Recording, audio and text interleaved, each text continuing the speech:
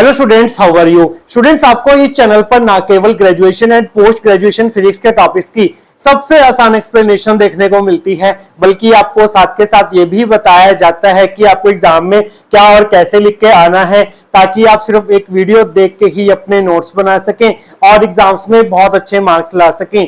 इसी कैटेगरी में आगे बढ़ते हुए आज हम बात करेंगे मैथमेटिकल फिजिक्स के एक और इम्पॉर्टेंट टॉपिक के बारे में, जिसका नाम है हेल्महोल्ट्ज थ्योरम। देखिए स्टूडेंट्स, हेल्महोल्ट्ज थ्योरम हमें क्या कहती है? ये हमें ये कहती है कि मान लीजिए आपके पास एक वेक्टर है एफ वेक्टर, और ये एफ वेक्टर जो है वो नॉन इरोटेशनल वेक्टर है। नॉन इरोटेशनल वेक्टर का मतलब ये है कि इसका जो कर्ल होगा वो हमारे पास नॉन जीरो होगा, क्योंकि हम जानते हैं कि इरोटेशनल वेक्टर वो होता है जिसका कर्ल जीरो होता है। अगर एफ वेक्टर नॉन इरोटेशनल है मींस इसका कर्ल जो है वो नॉन जीरो होगा, नॉट इक्वल टू जीरो होगा। और साथ के साथ ये एफ वेक्टर जो है वो नॉन सोलेनोइडल है। Non solenoidal,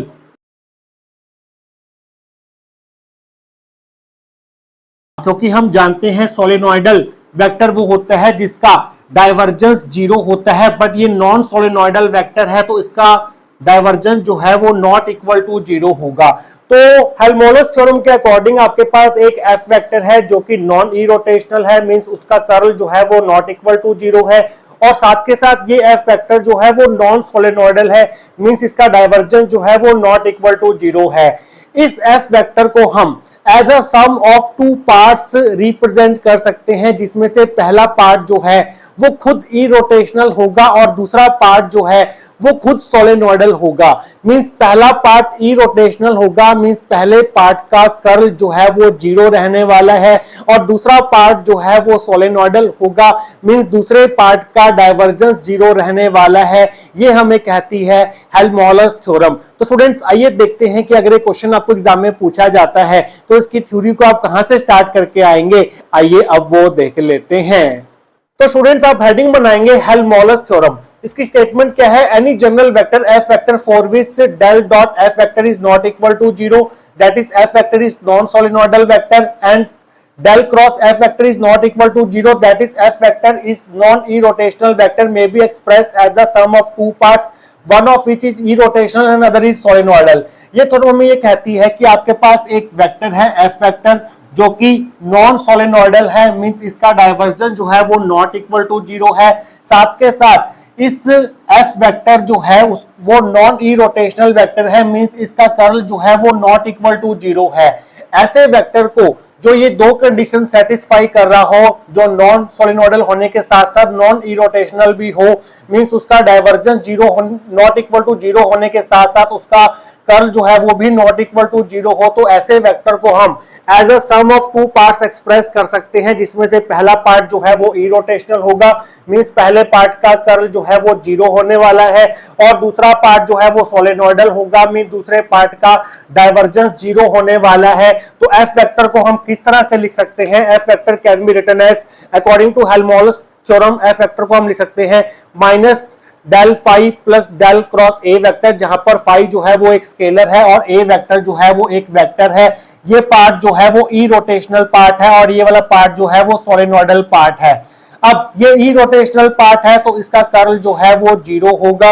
here del phi is irrotational because del cross del phi is equal to zero. हमें पता है कि अगर हम किसी स्केलर का ग्रेडियंट लें फिर उसका कर्ल लें तो वो हमेशा जीरो निकल के आता है। Curl of gradient of a scalar is always zero. तो ये पार्ट जो है, ये वाला पार्ट जो है वो इरोटेशनल पार्ट होगा, मींस इस पार्ट का जो कर्ल होगा वो हमारे पास जीरो रहने वाला है। माइनस साइन जो है वो इसकी डेफिनेशन से आता है, तो ये वाला पार्ट जो है वो इरोटेशनल पार्ट होगा, मींस इसका कर्ल जो है वो जीरो रहने वाला है, क्योंकि हमें पता है curl of gradient of a scalar जो है वो आपको हमेशा जीरो देता है। और ये वाला पार्ट जो है वो सोलेनोइडल पार्ट है। Del cross A vector is solenoidal because del dot del cross A vector is equal to zero. हमें पता है कि अगर हम किसी वेक्टर का पहले कर्ल लें फिर उसका डाइवर्जेंस लें तो वो हमें जीरो देता है, means divergence of curl of a vector is always zero. तो ये वाला पार्ट जो है वो आपको जीरो देगा। मींस ये पार्ट जो है वो सोलेनोइडल पार्ट होगा। सोलेनोइडल क्यों है? क्योंकि इसका डाइवर्जेंस जो है डेल क्रॉस ए वेक्टर का डाइवर्जेंस जो है वो आपको जीरो दे रहा है। यहाँ पर जो फाई है ये स्केलर पोटेंशियल है और जो यहाँ पर ए वेक्टर है वो हमारे पास वेक्टर पोटेंशियल है। मींस अगर एफ वेक्टर ये दो कंडीशन सेटिस्फाई कर रहा है, अगर वो नॉन सोलेनोइडल है, नॉन इरोटेशनल है, तो उसे हम scalar potential and vector potential की टर्म्स में कुछ इस तरह से लिख सकते हैं, जिसमें से पहला पार्ट जो है वो इरोटेशनल पार्ट होगा और दूसरा पार्ट जो है वो हमारे पास सोलेनोइडल पार्ट होगा। इस थ्योरम के ऊपर बहुत सारे न्यूमेरिकल जो हैं वो पूछे जाते हैं, उन न्यूमेरिकल्स के ऊपर अलग से एक वीडियो बनाई जाएगी। तो स्टूडेंट्स ये है आपके पास हेल्महोल्ट्ज थ्योरम, जो आप बहुत इजीली जो है वो लर्न कर सकते हैं। आपको ये ध्यान रखना है कि जो आपका वेक्टर है एफ वेक्टर वो नॉन इरोटेशनल होना चाहिए, नॉन सोलेनोइडल होना चाहिए, मींस उसका कर्ल और डाइवर्जेंस दोनों नॉट इक्वल टू जीरो होने चाहिए। तो हम उस वेक्टर को as a sum of two parts express कर सकते हैं, जिसमें से पहला पार्ट इरोटेशनल पार्ट होगा और पहला पार्ट होगा माइनस डेल फाई और दूसरा पार्ट जो है वो सोलेनोइडल पार्ट होगा। इरोटेशनल पार्ट क्यों है ये? क्योंकि इसका कर्ल जो है वो जीरो है। Curl of gradient of scalar हमेशा जीरो होता है। और ये पार्ट सोलेनोइडल क्यों है? क्योंकि इसका डाइवर्जेंस जीरो है। Divergence of curl of A vector जो है वो आपको हमेशा जीरो देता है। फाई यहाँ पर स्केलर पोटेंशियल है और ए वेक्टर यहाँ पर वेक्टर पोटेंशियल है। तो स्टूडेंट्स आई होप आपको आज का टॉपिक जो है वो अच्छे से क्लियर हुआ होगा। मिलेंगे किसी और important topic related to mathematical physics के साथ। Till then take care.